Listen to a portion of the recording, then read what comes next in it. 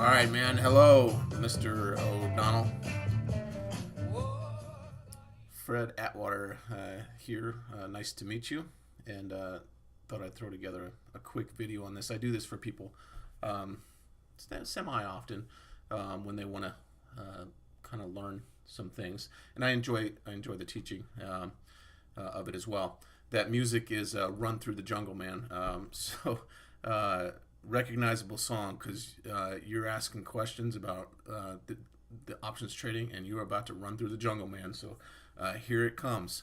I was trying to think about the best way to talk about this with you, and the best way is really just to jump into it and show you a trade setup that I did with a guy that was on the forum before. I think before you kind of showed up there. He and I worked on this together, and so far this thing's working out beautifully. So let me walk you through it. The the ticker up in front of you is SQ for Square.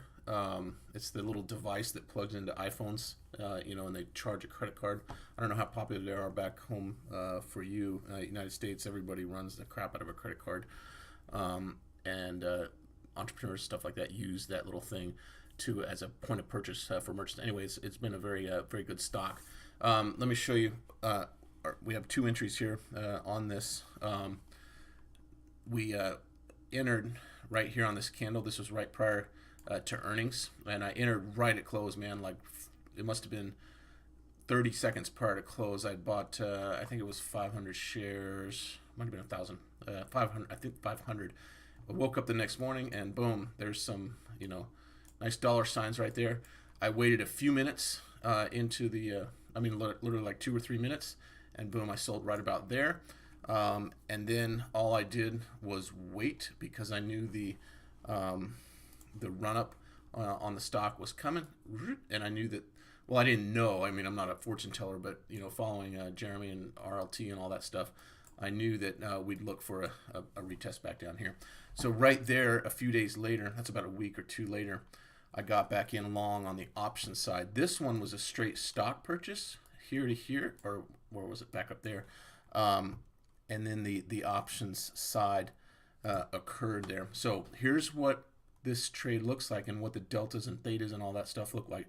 Man, I went long with a thing here called leveraged covered call option. Now, I've been doing this for about 10 years on the option side. I've been trading for about 20.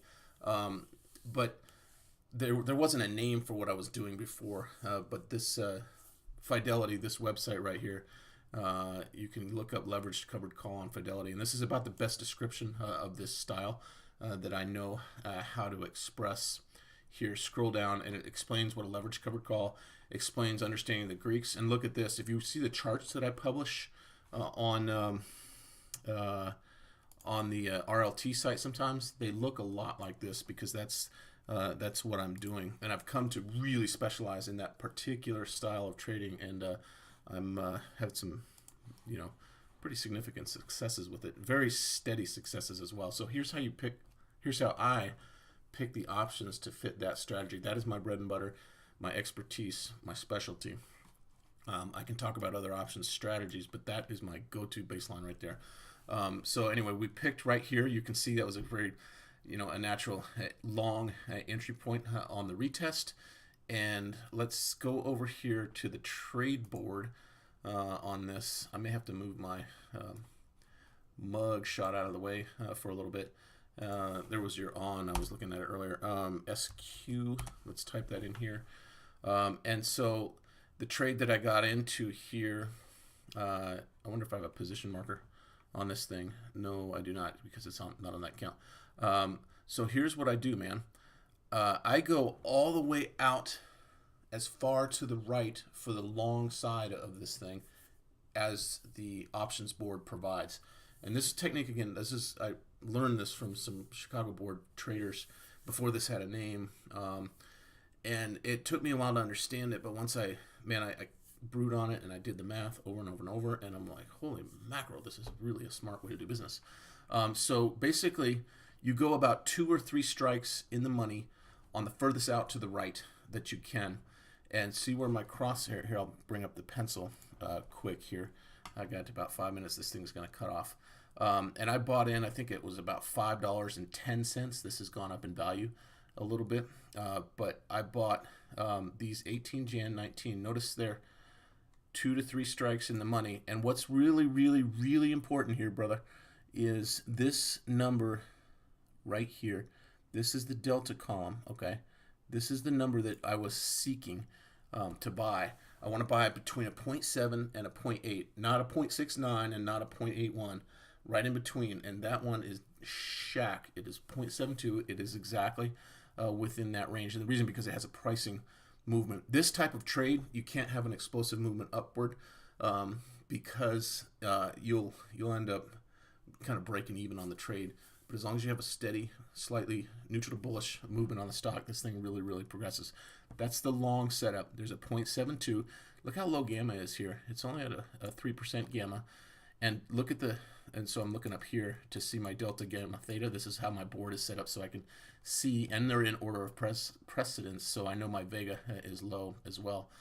Look, the theta is so low, it's negligible. It's considered 0 on this. That's why I go so far out to the right, because the theta decay is very negligible on those super long-term expiration positions. And then what I do is I go back in here. I got to turn this thing off, and I sell a position that is, this was April, and I've already closed out my April, but at the time I did these 18s.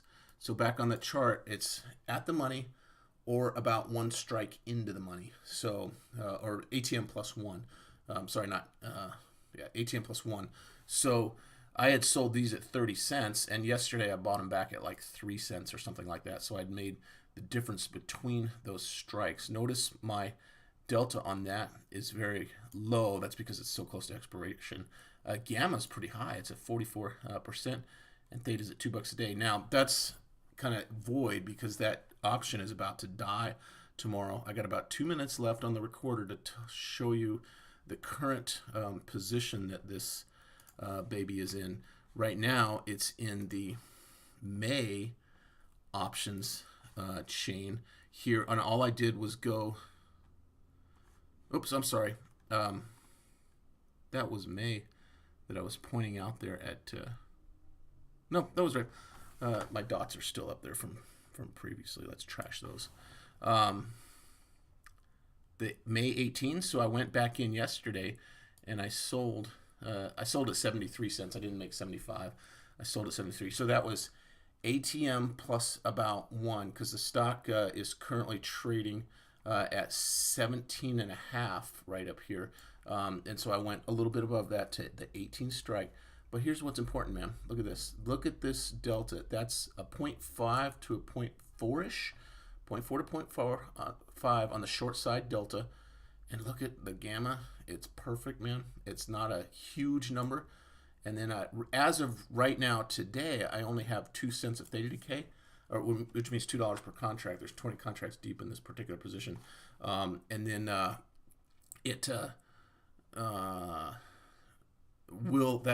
rate of decay will increase as time goes on. Let me jump over here to this Analyze tab, type in Square, and this is my current position on Square. This right here is all the money that I made. This was April money, right? That's a dollar sign. I don't know how to draw an Australian dollar sign there. That's a US dollar sign. Okay, that was all April. And then all of this up here, okay, is May, okay? This down here is my current trade price right there. This is my low side risk. And notice as the graph goes this way, there's no risk. I'm not going to lose money as long as the thing goes up. I might get capped on my gains. I'm actually capped by this blue line here on the gains. And dude, that's how that works. Feel free to ask me questions, and we'll work through it. And feel free to ask questions. There's my mugshot again, and we'll work through it, man. It's taken me a while to learn this strategy, but it is in my heart now. All right, have a good day, man. All right.